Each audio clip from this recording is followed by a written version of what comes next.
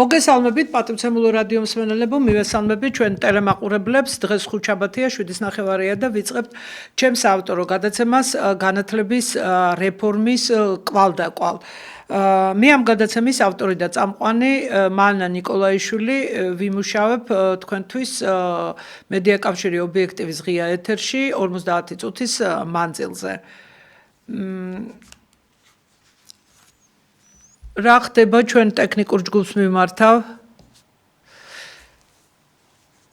დიახ, როგორც წინის გადაცემაში დავაანონსე განათლების ჩვენ გავჩერდით მიმოვიხილავდით თუ როგორ დაიწყო ჩვენ ქვეყანაში განათლების რეფორმები, მისი ეტაპები გავიხსენეთ და ჩვენ ასე ვთქვათ ფართოდ მივიხილეთ მაშინ როდესაც შემოვიდა ფასიანის სწავლება, საკონსტიტუციო სარჩელები, რა მოგვიტანა ევროსაბჭომ და ევროკავშირის გზაზე შემდგარმა განათლების რეფორმებმა და არ დაგვისრულებია ჩვენ ვაგრძელებთ ამ თემატიკას და მე მინდა ესე იგი გავაგრძელო ჩვენ ვერ მოვასწარით საუბარი იყო ამ დროს მოგვისწრო აი ამ კვლავ რეფორმების ახალმა ტალღამ რომელიც პრემიერ-მინისტრმა ბატონმა კობახიძემ გამოაცხადა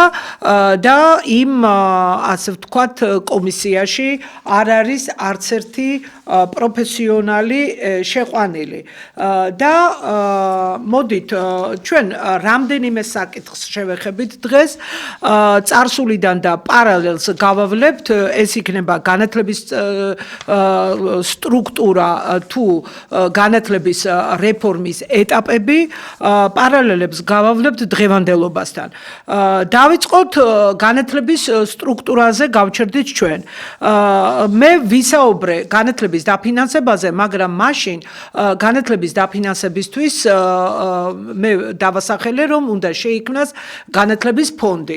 ასევე დავასაბუთე, რომ ეს გადასახადი უნდა დაწესდეს აუცილებლად განათლების მოსაკრებელი.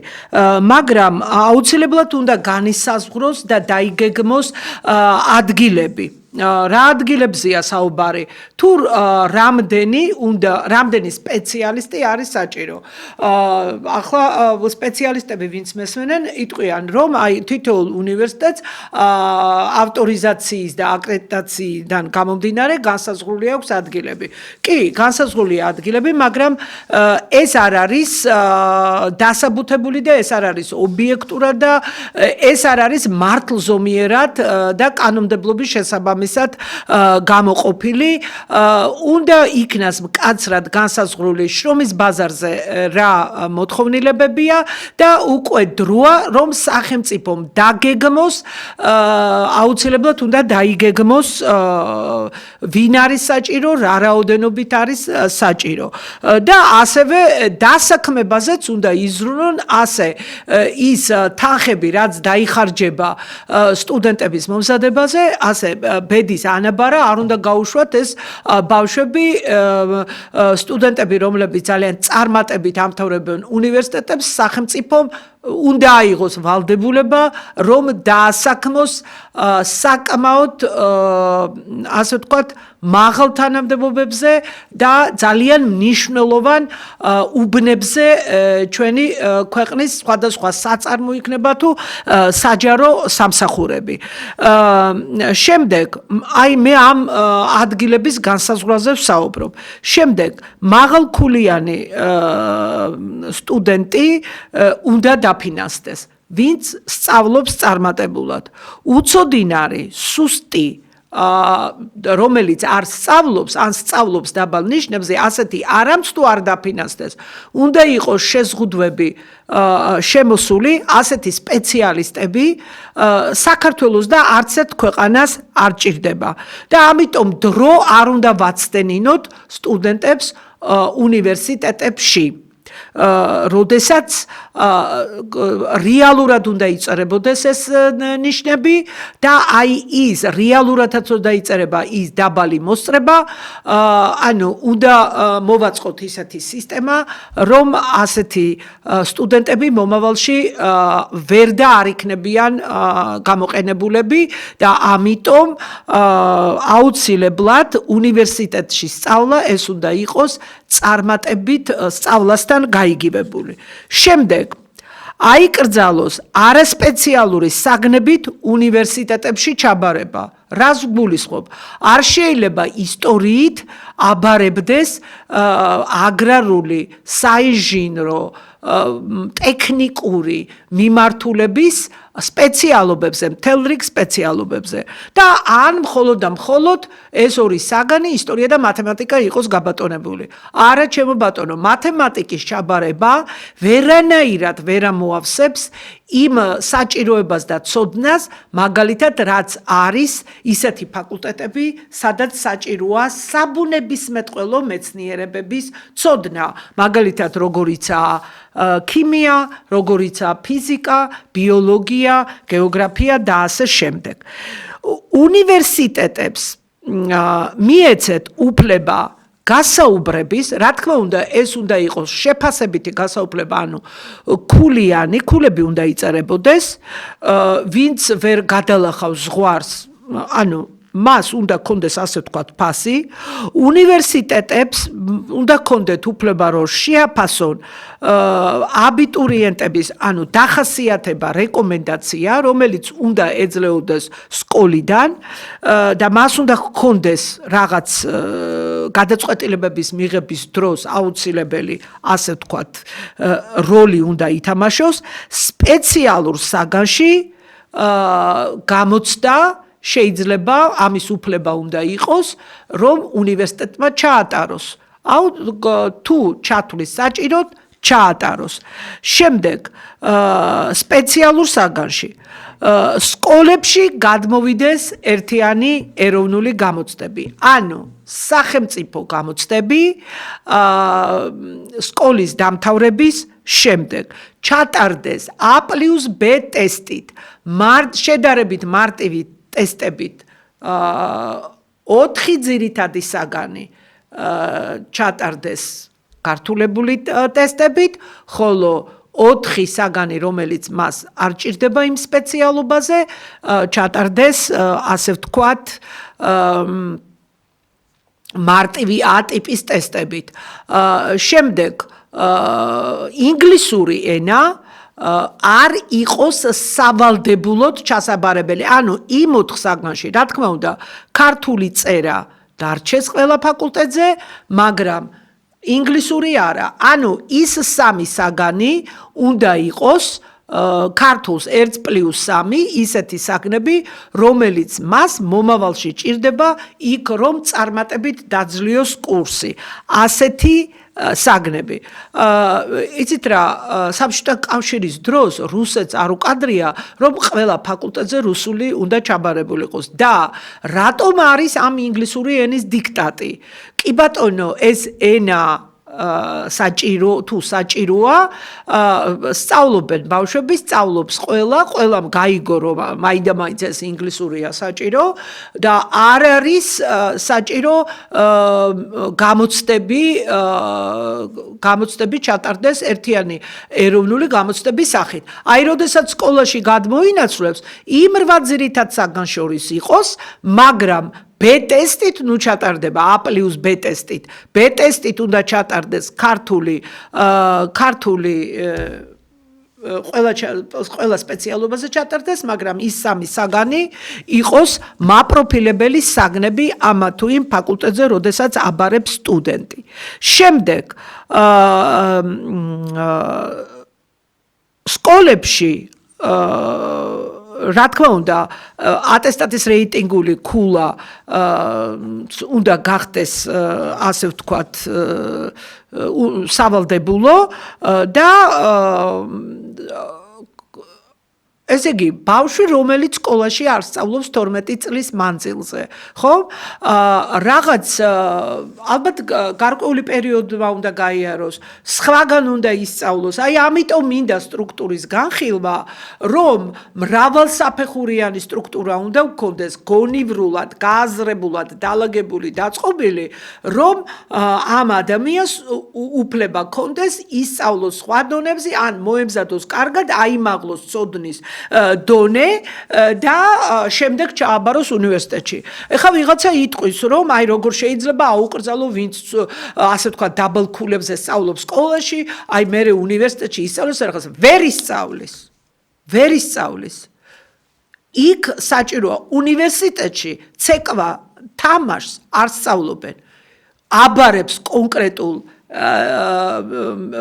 მიმართულებაზე იქ 15 სექტემბრიდან იწყება სწავლა და იწყება სერიოზული დავალებები. მე არ ვამბობ, რომ ვერ ისწავლის, ან გზა გადაუკეტოთ. აი ისე უნდა იყოს განათლების სტრუქტურა დაწყობილი, დალაგებული, არ ისწავლა სკოლაში, უნდა იყოს ისეთი სასწავლებლები, საფეხურები, მოემზადება კიდევაც, შეეცვლება, ჩამოუყალიბდება სწავლასთან დაკავშირებით, თუ ექნება მას საერთოდ სურვილი, გააგრძელებს, თუ არ ექნება სურვილი, მაშინ რაც მას აინტერესებს, იმაში დაოსტატდება, დახელოვდება, ისეთ სასწავლებელს დაამთავრებს და გააგრძელებს თავის ცხოვრებას, თავისი ინტერესების შესაბამისად. აი, მაშინ მოწესრიგდება ყველაფერი, ყველგან. საშუალო სასწავლებლებში, სპეციალურ სასწავლებლებში, თუ უნივერსიტეტებში, თუ კოლეჯებში.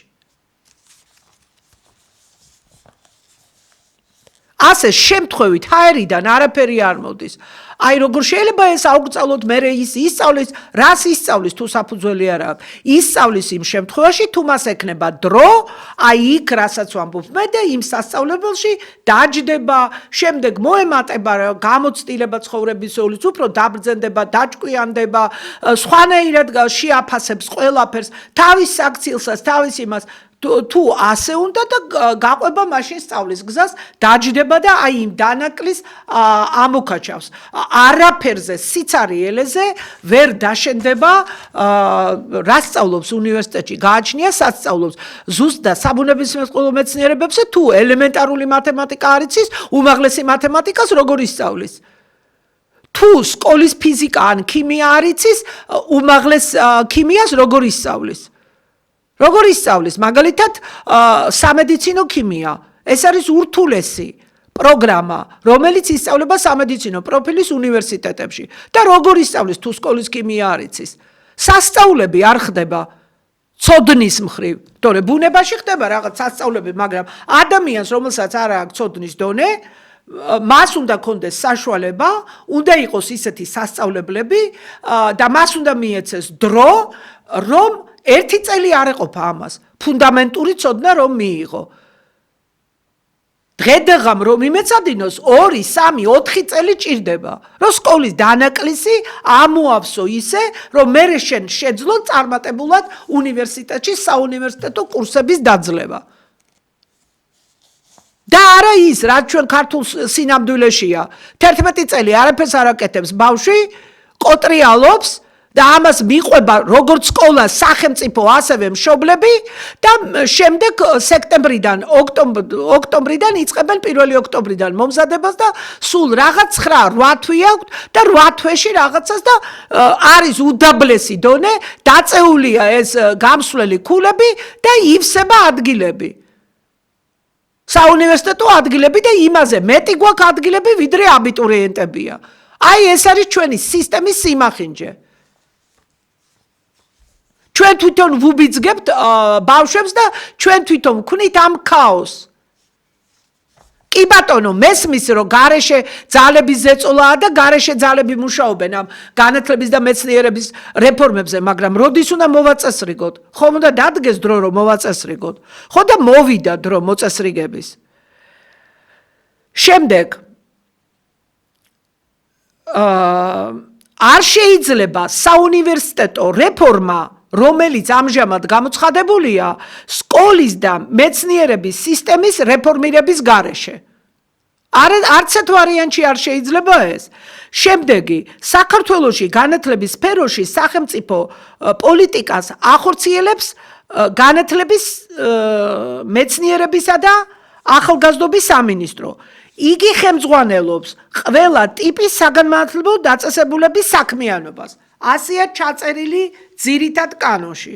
ახლა მე ვსვამ კითხვას, რაში გამოიხატება ხელმძღვანელობა ყველა ტიპის საგანმანათლებლო დაწესებულების საქმიანობის? ავტონომია აქვს უნივერსიტეტებს, კანონის ფურცლებზე წერია. ავტონომია აქვს სკოლებს, ასევე თეთრზე შავით წერია სპეციალურ კანონებში. და რას ნიშნავს ხელმძღვანელობს, ეს უნდა იყოს დაკონკრეტებული რა დონეზე. შემდეგ მის სინამდვილეში მოდით ახაც ვთქვათ, ასე ვთქვათ სიმართლე, რომ არც ერთი საგანმანათლებლო დაწესებულება საქართველოში ეს იქნება უნივერსიტეტი, ეს იქნება სკოლები, ეს იქნება პროფები, ავტონომია არ გააჩნია. შემდეგ ჯერ მარტო ეხლა რომ არ გავაგრძელოთ და მსმენელებმა და განსაკუთრებით ხელისუფლების წარმომადგენლები ისმენენ და აი როგორ ჩვენ არ ვერევით საქმეში რაღაც ავტონომიის პირველი ნიშანი არის რომ სკოლა იქნება, უნივერსიტეტი იქნება თუ ნებისმიერი საგანმანათლებლო დაწესებულება, მის ანგარიშზე იწყება სალამ-სასწავლო პროცესი დაიწყება. მოსამზადებლად თუ რაღაცა. მთელი თანხები, მისი მთელი წლის ბიუჯეტი უნდა იდოს ანგარიშზე. სად არის ეგ? სად არის ეგ საქართველოში? რომელ საგანმანათლებლო დაწესებულებას ბას უდევს თავის ანგარიშზე მთლიანად წლიური ფული? თუ ჭკუით არ მოიქცევი, ყოველთვიურად ურიცხავენ. არ გადმოგირიცხავენ ფულს. სანამ არ მოხსნიან, თუ დაუმორჩილებლობას გამოუცხადებ ხელისუფლებას. ავტონომია პირველ რიგში მოდის ფინანსური დამოუკიდებლობიდან. შემდეგ, საკადრო პოლიტიკა. ვინ წყვეტ საკადრო პოლიტიკას? გინდ უნივერსიტეტებში და გინდ სკოლებში და გინდ ყველგან. ხა არ მითხრათ კონკურსებია და როგორ ტარდება ეს კონკურსები? ან ახლა და ან იმ ხელისუფლების დროს. როგორ ტარდებოდა და ტარდება.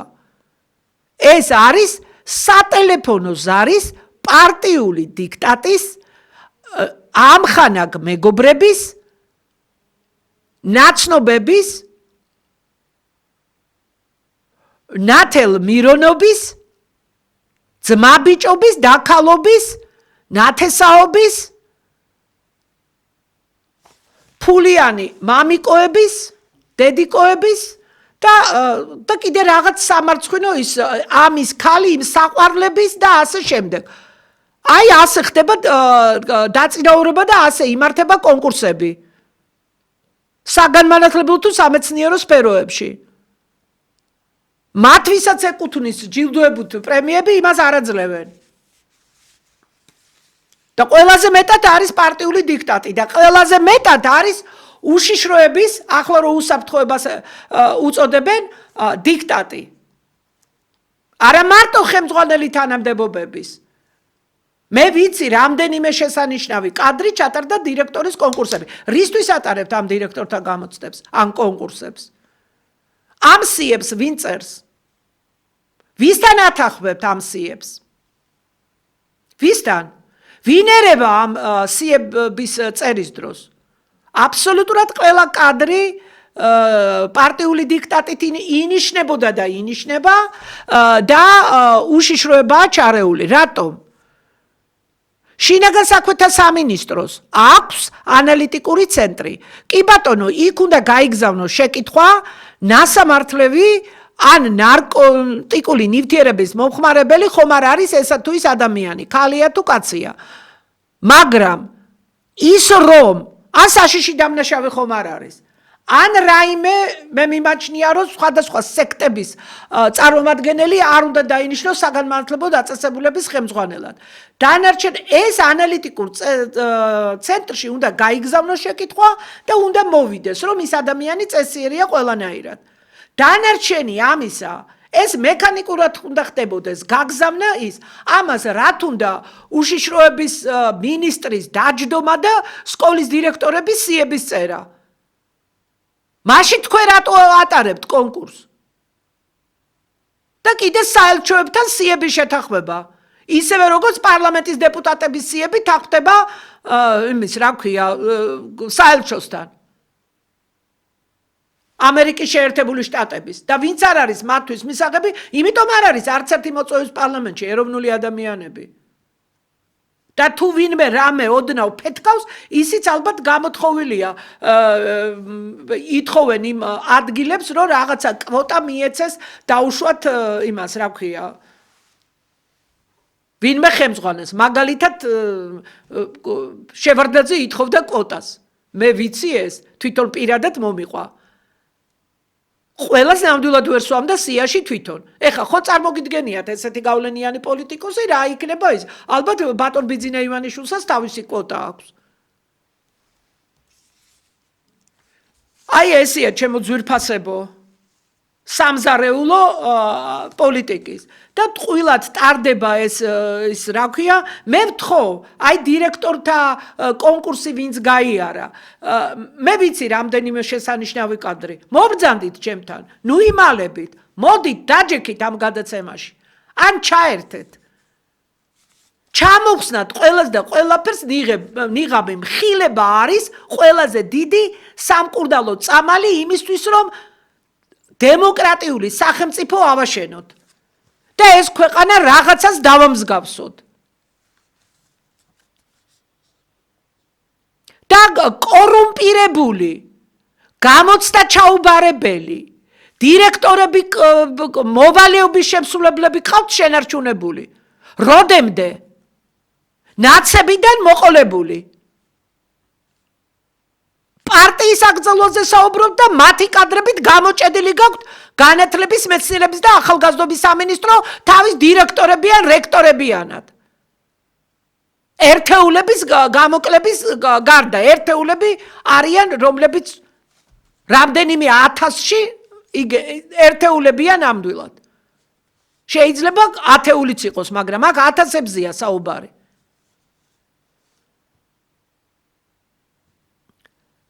შემდეგ სამინისტროზე იყო საუბარი მის კომპეტენციას განეკუთვნება ყველა სახელმწიფო საგანმანათლებლო მინიმუმის ანუ ამ დაწესებულებაში სახელმწიფო სტანდარტის დადგენა კონტროლი მათ შესრულებაზე ნებისმიერი სტანდარტის დადგენა ყველაფერი ემორჩილება სტანდარტებს, ხო? არა მარტო სასწავლო საგნობრივი, ყველაფრის სტანდარტი, ეს იქნება მართვის საკითხებზე, ეს იქნება პროგრამების სტანდარტები, მათი შეფასების კრიტერიუმები თუ ყველაფერი. და როგორ აკონტროლებს სახელმწიფო სტანდარტებს, რის ვაივაგლახით ვადგენთ? და მაგრამ სტანდარტების კონტროლს რა მექანიზმებით, რა საშუალებებით, რა ინსტრუმენტებით ახორციელებს განათლების, მეცნიერებისა და ახალგაზრდობის სამინისტრო თუ კიდე ადამიანური რესურსების კუთხით არაფერი არ არის გაწერილი კანონებში. გარდა მაგალითად ზოგადი განათლების კანონში გაწერილია ასეთი რამ, რომ ნახევარწლიურ ანგარიშებს პირველი სემესტრი დამთავრდა ნახევარწლიურ ანგარიშს წარადგენს სამინისტროში, როგორც ფინანსურს, ასევე სასწავლო პროცესის შესახებ, შემდეგ მეორე ნახევრის. ანუ ორი ნახევარწლიური ანგარიში, სასწავლო წელზეა საუბარი. და მერე ვინ კითხულობს ამ ანგარიშებს? ან ორგანო დამისახელეთ, ან სტრუქტურა მითხარით. არავინ. მინისტრმა უნდა წაიკითხოს. და ეხლა როგორ წაიკითხავს მინისტრი? ვერც ერთი მინისტრი ვერ წაიკითხავს. მეც რო ვიჯდე იქ ვერ წავიკითხავ. მინისტრს ცოტა სხვა ფუნქციები აქვს. თითოეულ საგანმანათლებლო დაწესებულებაში რა ხდება, ეს განათლების მართვის სტრუქტურა უნდა იყოს ისეთი, განათლების მართვის სტრუქტურის ერთეულებმა და ქვესტრუქტურებმა უნდა აკეთოს ეს და მერე შედეგები მოხსენდეს მინისტრს და მერე მინისტრმა უნდა მიიღოს შესაბამისი გადაწყვეტილებები. აქ ეს არ არის სტანდარტებს შემოძვირფასებო მე მიმართავ ხალხს, ანუ რას ვასწავლით ბავშვებს? საბავშვო ბაღებიდან დავიწყოთ. ბაგა, ბაღი, დაწყებითი სკოლა, საბაზო სკოლა, მე-7, მე-10 კლასი, საბოლოო, საშუალო სკოლა, გინდა უნივერსიტეტებში, გინდა ამას სახელმწიფო ვერ აკონტროლებს. ასეთი სისტემა გვაქვს ჩვენ. ანუ პრაქტიკულად სისტემა არ გვაქვს. სტრუქტურა არ გვაქვს. იმიტომ ამბობ მე რომ არ გვაქვს სტრუქტურა. რაღაცა არის, მაგრამ ეს არის არაფერი. სახელმწიფო თუ არის და კანონებში არის და ხო ვარცებობთ სახელმწიფოდ.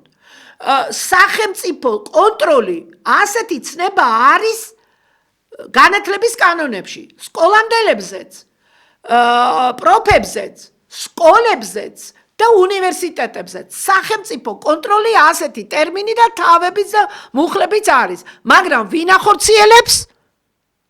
ახორციელებს სახელმწიფო სამინისტრო? ვერ ახორციელებს. იმიტომ რომ საამისო მექანიზმები, საშუალებები და ინსტრუმენტები არ გააჩნია. აი მე გეტყვით, საგნობრივი სტანდარტების შესრულება სხვადასხვაგვარად უნდა შემოწმდეს. ერთადერთი საშუალება ბჟუტავ და ერთი წერტილი იყო საატესტატო გამოცდები. რა გააკეთეს? 13,000 ბავშვზე მეტი იჭრებოდა ყოველწლიურად, ეს რომ დაემალათ და კრება დარჩენილიყო მხიარული და შეწუხებული იყვნენ სუყელანი ამ მშობლები და ოჯახები და ბავშვები სიზარმაცეს წყდებოდნენ და უნდა ემეცადინათ კატის გამოცდებისათვის ეს გამოცდები მოხსნეს და არ ნიშნავენ არანაირ გამოცდას. თუ გინახავთ თქვენ რომელიმე ქვეყანაში სკოლა, სადაც არც ერთ ეტაპზე არ იყოს გამოცდა. მე არ ვამბობ, რომ პირველ კლასში იყოს გამოცდა, მეორეში, მესამეში, მეოთხეში, დაწყებით კლასებში არა, მაგრამ შემდეგ ეტაპზე არ უნდა იყოს გამოცდები? თუ გინდ კლასიდან კლასში გადასაყვანი? სახელმწიფო არ უნდა ატარებდეს ეროვნულ კვლევებს, ანუ სხვადასხვა სახელმწიფო წერებს, რომლითაც გამოიკვლევს რა მდგომარეობა ამა თუ იმ სკოლაში, ამა თუ იმ ქალაქში, ამა თუ იმ დაბაში, ამა თუ იმ რეგიონში. ან თუ კი მთელ სახელმწიფოში. ადრე ეს კეთდებოდა, ტარდებოდა და იმიტომაც ყავდნენ ჩვენ კონკურენტ უნარიანი მოსწავლეები. ახლა ვამბობთ, განათლების ხარისხი კატასტროფულად დაცემულია სკოლაში, უნივერსიტეტებში და ყველაფერს ვაბრალებთ ბავშვებს. რა შუაში არიან ბავშვები? მოაწყეთ კარგი განათლების სისტემა, კარგი მიეცით ნორმალური დაფინანსება, მიეცით ბავშვებს ნორმალური და კარგად დაწერილი სახელმძღვანელოები და ასევე დამხმარე სახელმძღვანელოები, ლიტერატურა, მარტო სახელმძღვანელოთი არ ისწავლება და ნახეთ, როგორ კარგად ისწავლიან ბავშვები. ასე არ არის, რომ ვამბობთ, რომ არაფერი არ აინტერესებთ, ანუ როგორ არ აინტერესებთ? როგორ არ აინტერესებთ? ძალიან კარგადაც აინტერესებთ. მაგრამ რას აკეთებთ იმისათვის სახელმწიფო ორგანოებს მიმართავ ახლა მე, რომ ხელი შეუწყოთ ბავშვების ინტერესებს. და კიდევ უფრო დავაინტერესოთ. სწავლა რომ არ უნდოდეთ ჩვენ ახალგაზრდობას, უმეტესობა ახალგაზრდობისა მიდის საქართველოდან იმიტომ, რომ ბავშვებმა თუ სტუდენტებმა, სკოლის მოსწავლეებმაც იციან, რომ საქართველოში ხარისხიან განათლებას ვერ იღებენ. რა ეს ბავშვები მე რა რომ პატარა ასაკისანი არა რა, ეგენი თქვენ გონიათ ვერ აზროვნებენ? დიდებზე უფრო კარგად აზროვნებენ და ძალიან კარგად არჩევენ შავს და თეთრს და უფრო მეცაც. ძალიან კარგად იციან ბავშვებმა, რომ საქართველოში სკოლები კონკურენტულ არიან ცოდნას და მინიმალურ ცოდნასაც არ აძლევენ. და არც უნივერსიტეტში მე რო გაუჭირდება სწავლა. და იმ უნივერსიტეტში კიდე ფასიანია და მიდის მე იქ შრომობს, რამდენ სტუდენტს უთქვათ, რომ წავალ ვიშრომებ, ფულს დავაგროვებ, მე ჩავაბარებ, გავიდეს წლები და მე ვისწავლი მეცოდინება, რომ რაღაცა ცოდნას მივიღებ და მექნება შესაბამისი კვალიფიკაციაო. როდის უნდა დამყარდეს ამ განათლებაში და წესრიგი და როდის უნდა მისცეს ქართულმა სკოლამ თუ ქართულმა უნივერსიტეტმა ბავშვებს კონკურენტუნარიანი ცოდნა. მაშინ ძალიან შემცირდება ახალგაზრდობის გასვლა და გადინება აქედან. ეთერში ზარია, დიახ, გისმენთ. მშვიდობისა, ქალბატონო მანანამო. ძალიან მიხარია სულ ყოველთვის გისმენთ ხოლმე, როდესაც გამოდიხარ ტელევიზიით, ძალიან საინტერესო საკითხებზე საუბრობთ. აი ახლა თქვენ ახსენეთ საბჭოთა კავშირის დროინდელი განათლება. მე მინდა უთხრა, აი ჩვენ ახალგაზრდა ხელისუფლებას საბჭოთა დროს სანამ ხრუშოვი მოვიდოდა ხელისუფლებაში, მანამდე საბჭოთა კავშირის განათლების სამინისტრო არ არსებობდა. არსებობდა რესპუბლიკებში განათლების სამინისტრო, მაგრამ საბჭოთა კავშირის არ არსებობდა, იმიტომ რომ რესპუბლიკებს ჰქონდათ მიცემული უფლება, რაც უნდათ, როგორც უნდათ თავისი ახალგაზრდობისთვის ისეთი განათლება მიეცათ. მაგრამ დღეს რა ხდება? რატო უნდა გვესწავლდეს ჩვენ გაეროდა რა სხვა საერთაშორისო ორგანიზაციები თუ რა განათლება მივცეთ ჩვენს ახალგაზრდობას? აი ამაზე ძალიან ხშირად უნდა ვისაუბროთ. გაგრძელდებოდეთ. დიდი მადლობა, ქალბატონო, დიდი მადლობა ჩემი ასე ვთქვათ გადაცემების დადებითად შეფასებისთვის. დიდი მადლობა, რომ ხართ ჩვენი მსმენელი თუ მაყურებელი. დიახ, მთელი ბრძოლაც მაგისთვისაა, ქალბატონო, ატეხილი, რომ ჩვენმა ქვეყანამ, ჩვენი ქვეყნის მთავრობა უნდა მართოს განათლებისა და მეცნიერების სისტემა და ახალგაზრდობა. და ნამდვილად ეს ყველაზე მწვავე საკითხია ის, რომ თუ არ იქნება საქართველოში ხარისხიანი განათლება, ჩვენ ახალგაზრდობის გადინებას, მასობრივ გადინებას ვერ შევაჩერებთ. ვერ შევაჩერებთ, იმიტომ რომ ბავშვებს უნდათ სწავლა. ეს არის მტრის შემოგდებული რაღაც, რომ ბავშვებს სწავლა არ უნდა, ვინ გითხრათ, რო არ უნდათ სწავლა. ძალიან კარგადაც უნდათ. და იმიტომაც მიდიან, ისა რა ქვია, დადიან ბავშვები სანამ გაიგებენ იმას, რომ მასიურად მოდიან სკოლებში, ხო? მერე როცა იზრდებიან და ხედავენ, რომ განსაკუთრებით მაღალ კლასებში რატომ არის სუდი დასწრება? იმიტომ რომ იქ უკვე ბავშვი ხვდება კონკურენტუნარიან ცოდნას ვეღარ აძლევენ. და ჯერ ჩვენთან რა დონემდია ეს ერთიანი ეროვნული გამოცდებისისა თამასა ქვემო დაწეული და იმასაც ვერ გადალახავს იმ მინიმალურ ბარიერს, რომ არ მოემზადოს. და იმიტომ არ მოდის ის ბავშვი სკოლაში დადის მასწავლებლებთან და ემზადება, თორე რა ტყუილუბრალოდ რაღაცა კი არ წევს და კი არ ძინავს. რას ქვია სწავლა არ უნდათ? და რატოს ქვია ინტერესი არ აქვს? ინტერესი მე ვიცი, ვისაც არ აქვს, რომ ასეთი სისტემა, რომ ვინც კარნახობს ჩვენ ქვეყანას და ვინც აიძულებს, რომ აი ესე დაანგრიეს ჩვენი მოწინავე განათლების სისტემა და მეცნიერების სისტემა, სად არის საქართველოში მეცნიერება? რა სადოქტორო დისერტაციები უნდა გაკეთდეს ჩვენთან? გეკითხებით. მეცნიერება, რასაც მეცნიერება ქვია, პრაქტიკულად არ ფინანსდება. ეხლა არ მითხრას ვინმე, რომ არის რუსთაველის ფონდი, არის სხვადასხვა ფონდები, არის საერთაშორისო ფონდები და რაღაცები ფინანსდება. კი ბატონო, მაგაში დაგეთანხმებით. არის რაღაც გრანტები, არის რაღაცები, არის იქ ევროკავშირის მოცემული გრანტები და ევროსაბჭოს და რაღაცებს მიუერთით. კი ბატონო, არის საერთაშორისო კვლევებში ჩართვა, მაგრამ ეს არ არის საკმარისი მეცნიერების დაფინანსებისათვის. არ არის საკმარისი. ჩვენი მეცნიერება პრაქტიკულად დაშალეს, ჩვენი სამეცნიერო ინსტიტუტები. მეცნიერებაზე იმიტომ ვლაპარაკობ, რომ რა დისერტაციების დაცვა, რა სადოქტოროების, რა სამაგისტრო ნაშრომების დაცვა, თუ არ იქნება დაფინანსება. და ამ ახალგაზრდებს ძალიან ბევრს აინტერესებს მეცნიერებაში მუშაობა, როცა იქნება დაფინანსება, ნორმალურ ხელფასს მიცემთ. 300 და 500 და 400 ლარი აქვს დამსახურებულ მეცნიერებს, მაგას რო უყურებს ახალგაზრდა არ მიდის მეცნიერებაში, თან ხედავს რომ არ ფინანსდება. დიახ, ეთერში ზარია, გისმენთ? ალო, გისმენთ? მოგესალმებით ქალბატონო მანანა. სანამ თქვენ არ მობრძანდებით განათლების მინისტრთან, საქართველოს არაფერი არ ეშველება. აი ეს იქნება ჩემი სათქმელი. დიდი მადლობა. დიდი მადლობა. ადრე იყო შემოთავაზება ჩემთვის, მაგრამ იმ წლებში მე უარი ვთქვი.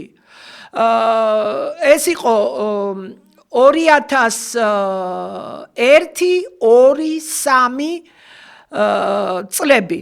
და 4 წელსაც სხვათა შორის სააკაშვილიც რომ მოვიდა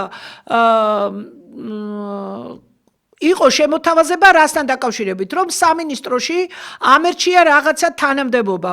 მე უბრალოდ მაშინ მერიაში ვმუშაობდი, თბილისის მერიაში, მაღალჩინოსანი ვიყავი და 32 და 64 ლარი იყო მაშინ ხელფასი. მე მოიმატა ამ ხელფასებმა და მე უმატებენ და რაღაც და მე ვერ გადავედი იქ და თან ყველაზე მთავარი, უარი რატომ თქვი? მე ვიცოდი ძალიან სარწმუნო წყაროებიდან და ისედაც რომ ვაკეთებდი დოკუმენტების ანალიზებს, რომ განათლების და მეცნიერების სისტემა უნდა დაენგრია საერთაშორისო ძალებს საქართველოსთვის და ამას მიაღწიეს და დღემდე არ გვანებებენ თავს.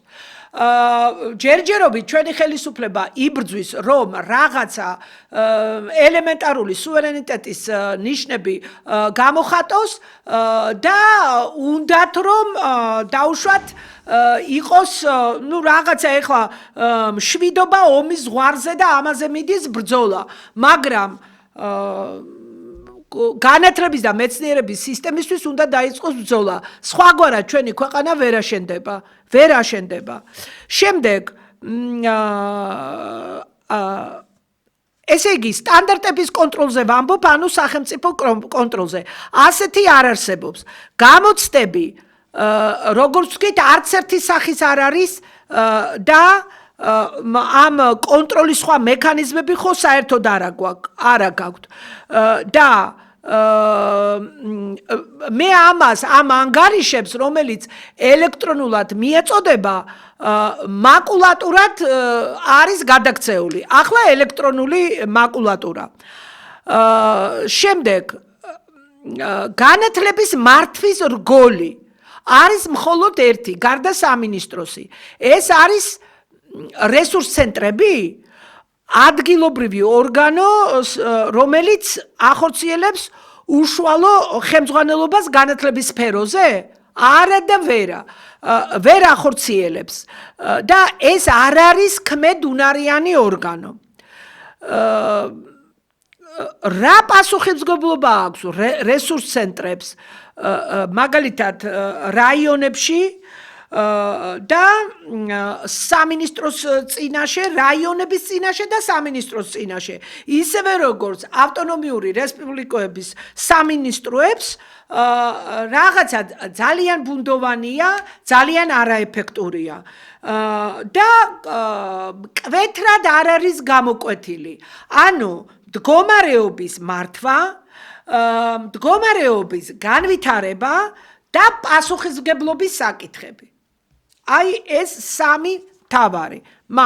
მართვა, არსებული სიტუაციის, განვითარება და პასუხისმგებლობა. მე ადრეც ვთქვი და არ დავიღლები გავიმეორებ. ტრამპმა აგებინა პასუხი ამერიკის შეერთებული შტატების განათლების დეპარტამენტს. ანუ აგებინა ყველაზე მძიმე სასჯელით. პირდაპირ გამოვიდა, აი ვციტირებ ახლა ტრამპს და თქვა ასეთი რამ.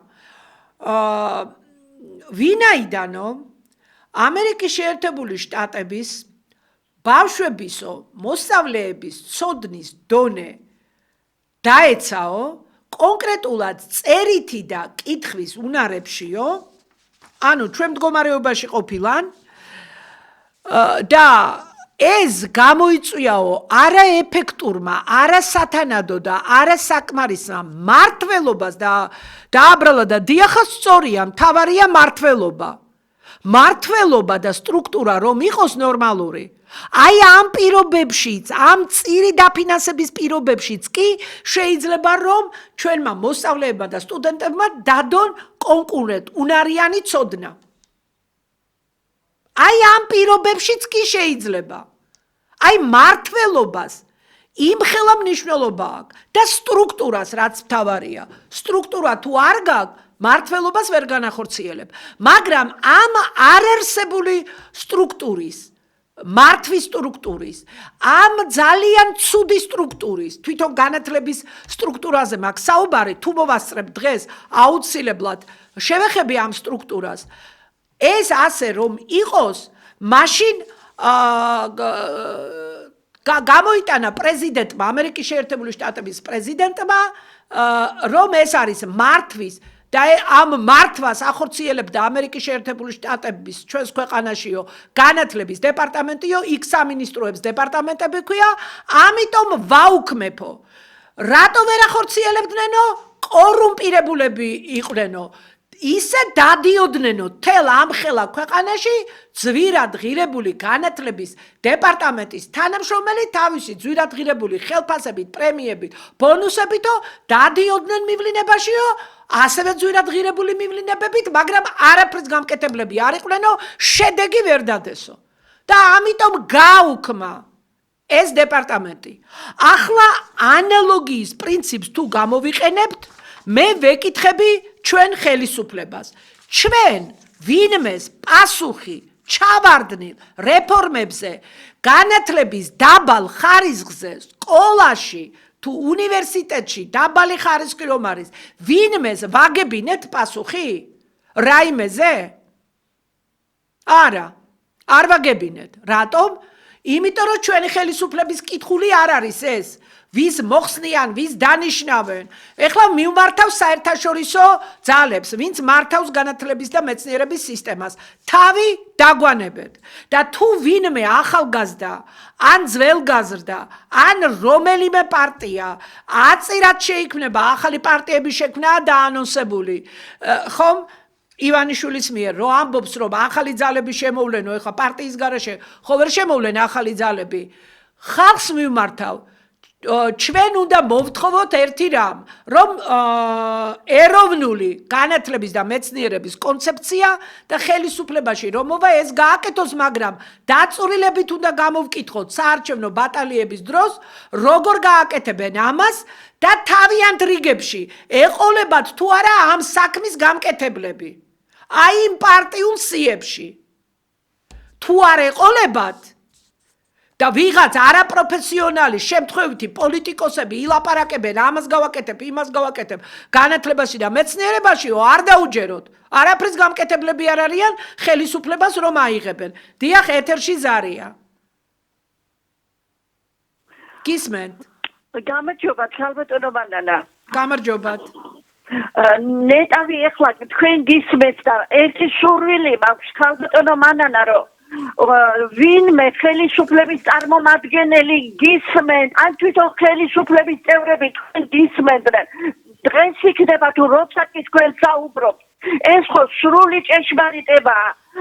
ქალბატონო მანანა, ეს განათლების სისტემის ნგრევა დაიწყო წინა ხელისუფლებიდან. და შესანიშნავად აგრძელებს ისევე როგორც სხვა მანკირ რაღაცებს ეს ჩვენი დღევანდელი ხელისუფლება, რომელიც ეროვნულებას და კონსერვატორობას იჩემებს. მართლა რომ ეს ასე იყოს, განათლების სისტემას ისე მოექცეოდნენ, როგორც ტრამპმა გააკეთა ეხლა თქვენ რო ბრძანეთ. მაგრამ არ უნდა არაწყობს განათლებული ახალგაზრდობა, ქალბატონო მანანა.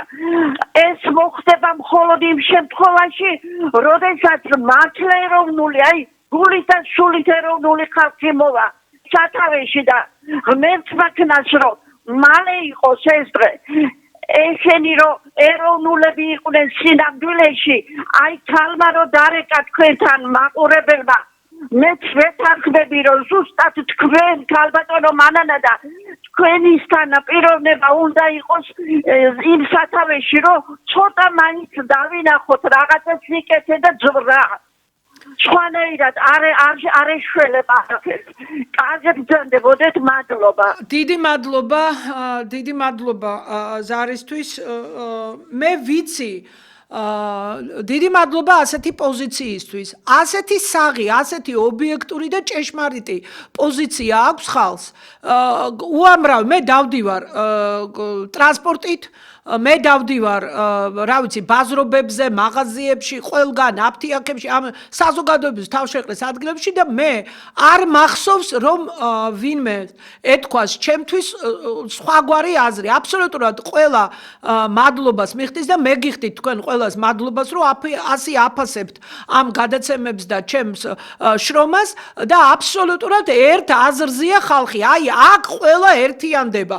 არავის არ აქვს განსხვავებული აზრი. ეს იქნება ოცნების წარმომადგენელი თუ ეს იქნება სხვა ოპოზიციური პარტიების წარმომადგენელი.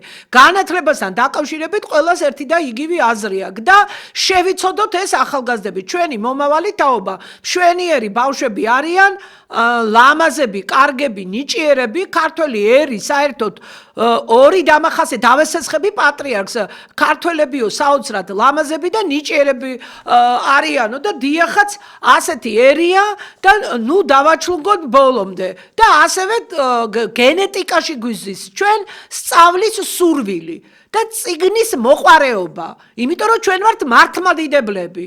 ჩვენ ვართ მორწმუნე ერი მთლიანობაში უდიდესი ცივილიზაცია უკვე გენეტიკაშია ჩვენ გენეტიკაშია გადასული წიგნის მოყვარეობა მეცნიერების მოყვარეობა წიგნობრობა ცივილიზებული ერის შვილები როგორ იქნებიან როგორ არ იქნებიან დაინტერესებულები სულგანაბული გისმენენ როდესაც რაღაც საინტერესო ამბებს უყვები ამა თუ იმ სამეცნიერო გამოგონებაზე სამეცნიერო მიღწევაზე ახალ ტექნოლოგიებზე თუ სხვადასხვა იმაზე რაც ქვია ჩვენ გვჭირდება კარგი განათლების სისტემა. იმისთვის რომ ეს ბავშვები დარჩნენ აქ, ისწავლონ აქ და ააშენონ ქვეყანა.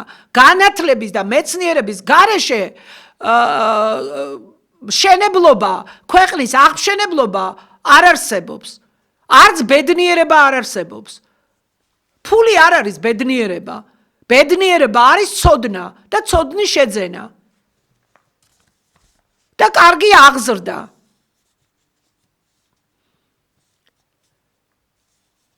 ეხლა ესე იგი 3-ოდე წუთი დაგვრჩა და მოდით ერთს ვიტყვი კიდე როგორც არსებობს ავტორიზაცია აკრედიტაცია რა სტრუქტურითაც არსებობს ასე არ შეიძლება ჩვენ თუ გვინდა დემოკრატიული სისტემის აშენება აუცილებლად უნდა გამოვიყვანოთ სამინისტროს დაქვემდებარებიდან ეს ხარისხის განვითარების ეროვნული ცენტრი. აუცილებლად უნდა გამოვიყვანოთ და არც იმ წევრებს პრემიერ-მინისტრი არ უნდა ნიშნავდეს. არავითარ შემთხვევაში. ალბათ უფრო ბევრად დემოკრატიულია ხალხის მიერ არჩეულ ორგანოსთან იყოს ეს.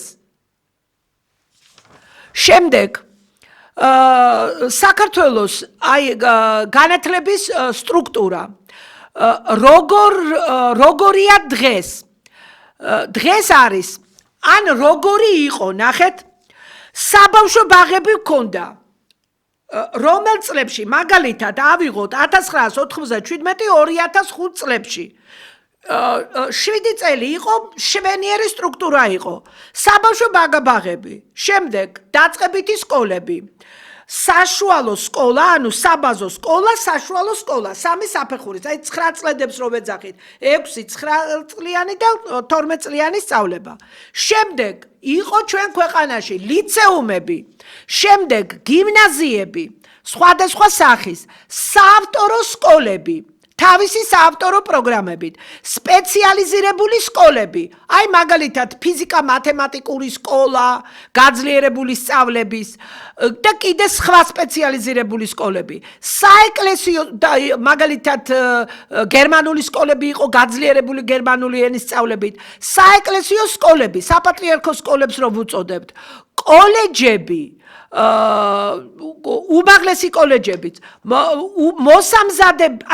კოლეჯები უმაღლესთან არსებული მოსამზადებელი კოლეჯები პროფები და რა თქმა უნდა უნივერსიტეტები ანუ უმაღლესი სასწავლებლები აი ეს იყო 7 წლის 1997-2005 წლებში ეს იყო საუკეთესო განათლების სტრუქტურა რა გააკეთეს 2005 წლის შემდეგ როდესაც მიიღეს უმაღლესი და უმაღლესი 2004 წელში მიიღეს და ზოგადი განათლება 2005-ში. ნახეთ რა დატოვეს. მე ჩამოვთვალე 12 საფეხური. და რა არის დღეს?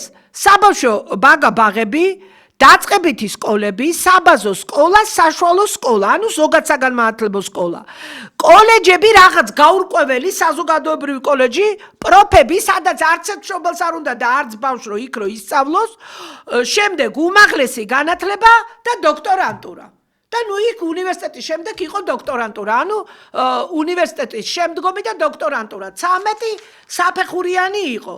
ახლა არის არ ვიცი 7-8 საფეხურიანი. რომელი ჯობია? რა თქმა უნდა ის. აი როგორ გააქვეს ესენი ზოგადი განათლების კანონი, როცა იყო მიღებული სააკაშვილის მმართველობის დროს. სამწუხაროდ ჩვენ დღეს მეტი ვერ მოვასწარით, მაგრამ ყოველ შემთხვევაში რაც განვიხილეთ, საფუძვლიანად ვისაუბრეთ, მედია კავშირი ობიექტივის პირდაპირ ეთერში მიდიოდა ჩემი საავტორო გადაცემა განათლების რეფორმის კვალდაკვალ. მე ამ გადაცემის ავტორი და წამყვანი მანენა ნიკოლაიშვილი მუშაობდით თქვენთვის პირდაპირ ღია ეთერში 50 წუთის მანძილზე. დღევანდელი თემა იყო იმ გადაცემათა ციკლის გაგრძელება, თუ რა რეფორმები ჩატარდა ევროპული სივრცის კანონმდებლობიდან გამომდინარე და გაგრძელება კონკრეტულად დღეს იყო საქართველოს განათლების სტრუქტურის განხილვა ამჟამინდელის და უახლოეს წარსულთან შედარების გზით. მე მანენა ნიკოლაიშვილი მუშაობდი თქვენთვის და შაბათს 5:30-ზე გაიმეორებენ ამ გადაცემას. გვიყურეთ ნახვამდის.